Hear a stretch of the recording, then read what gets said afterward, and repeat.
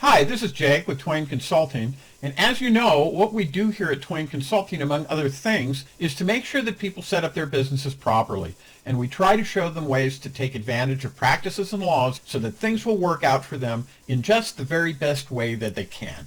We also work with individuals and business owners to show them how they can grow wealth and how they can preserve the wealth that they grow, and of course, one of the most important parts of growing wealth is growing it the right way and using the right vehicles in order to both grow it and to protect it. And in the spirit of that, I want to spend a little time with you today and talk about aged companies and why you might just want to look into purchasing one. First, just to get our terms straight, because when I looked at this and I saw how this could actually be a little confusing to a person at first glance, there are several terms that we commonly see with regard to this idea, and they are as follows. The first one is a term aged companies. These are companies that have had no activity. They were created and they were left with no activity. They were put literally on the shelf, so to speak, and that's why sometimes they're called shelf companies, to be held in reserve because they might have some use later. These are not to be confused with shell companies. A shelf company, which is also known as an aged company, it's the same thing as an aged company. In fact, sometimes you will hear them referred to as aged shelf companies. The third one is shell companies.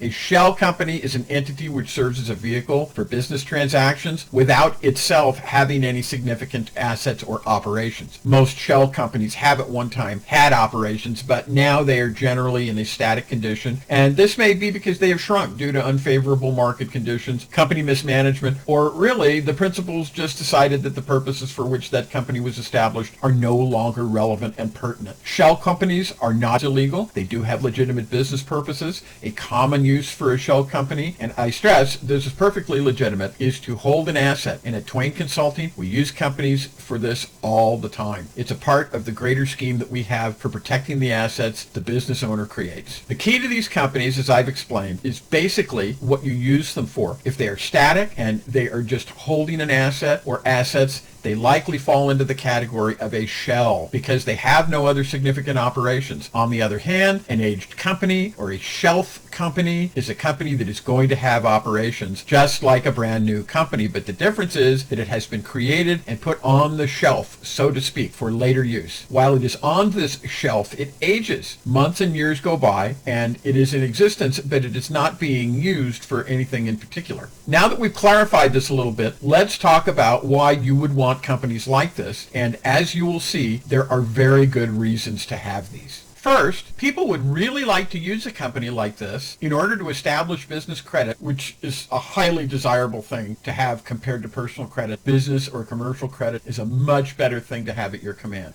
such as like loans, credit lines, without taking the time to establish a business credit profile in the normal way. And by the way, this can actually take a long time. It can literally take years, which is one of the reasons why an aged shelf corporation or company is such a good idea, because it's a company that has already been in existence for years. And so it leapfrogs over a lot of the time requirements. This is actually one of the biggest and best reasons for having one of these companies. Next, people who want to avoid a personal guarantee for business financing. And this is kind of goes hand in hand with the commercial credit concept. The thing with this is simple to understand. What are the benefits of having a business entity to do business with is that you're not doing it in your own name. And any credit you obtain is attached to the business and not you personally. And you don't have to personally guarantee it. I don't know about you, but it would feel really bad and it would take the wind out of my sails and make it less meaningful to me to have a business entity if I had to personally guarantee every bit of commercial credit that I was able to obtain. People who want to save time by skipping the paperwork and purchasing an established corporation instead. Now, let me explain this. This is how it works. Typically, when you contact somebody, you want to purchase a corporation or a limited liability company, they will tell you that it's in force right away. But really what they have done in all actuality is that they have submitted it to the Secretary of State or the Department of Business Regulation. But in actuality, what has happened is that your application has gone into an electronic bin of sorts, and you may not get your papers for anywhere from 5 days to 2 weeks. This is why you would have an established business entity, because all of the stuff can be transferred to you within a matter of hours, a day at the most. People who want the ability to bid on contracts, since some require a certain length of business history before bidding is allowed, protect protecting trade secrets from their competitors, like sensitive product development or an upcoming business takeover, make their home harder for the public to find, because stalkers honestly are a real concern after all in this day and age, to comply with international laws or to take advantage of looser tax laws, convenience of securing an entity without taking the time to build it from scratch, the invaluable benefit of time. The seasoning of an older incorporation date creates credibility and enhanced positioning. The older incorporation date that comes stamped on an aged shelf corporation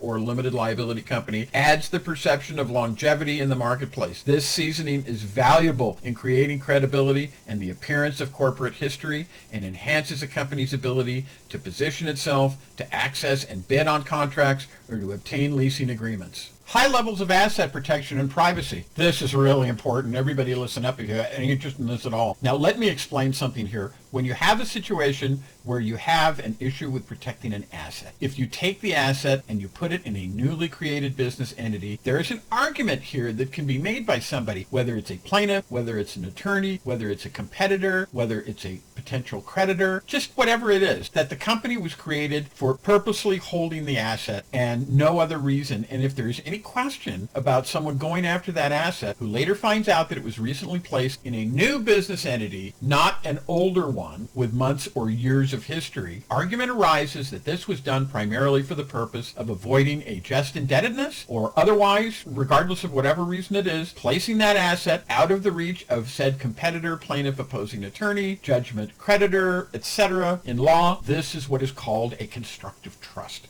And constructive trusts are illegal. You can't do them. However, if you have an aged shelf business entity, this is kind of taken away, because when somebody looks at the age of the company, they find out that that company has actually been in existence for several months, or better yet, for several years. And this means everything. And it has everything to do with the legitimacy of any transfer that you make into that business entity. This is what you want if you were doing this. Now, this has kind of been a longer type of video when I explained these things to you, but there are actually even more things. There's a lot of reasons why you would want to, but these are some of the most important ones. And these are the ones that I wanted to bring up in this video. So what's the bottom line here? Well, it's simply this, that at the time I have a limited supply of companies like this for purchase. So if any of what I've said strikes a chord with you, it sounds like something that you would want to do, that you would want to pursue, I encourage you to contact me at www.jakelaw.me. Go to the contact information there, get in contact with me, and let's talk about meeting your needs with one of these great business entities. If that's all for now, I will see you in the next video.